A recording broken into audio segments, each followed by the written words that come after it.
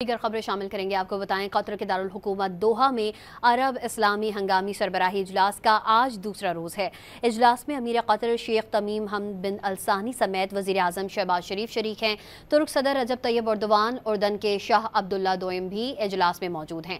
मिस्र के सदर अब्दुल अल फतह अल सीसी, ताजिक सदर इमाम अली रहमान भी इजलास में शिरकत कर रहे हैं।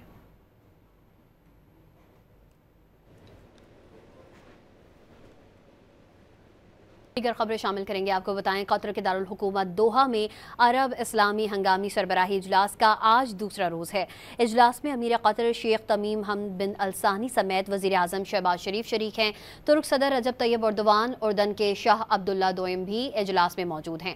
मिस्र के सदर अब्दुल अल फतह अल सीसी, ताजिक सदर इमाम अली रहमान भी इजलास में शिरकत कर रहे हैं।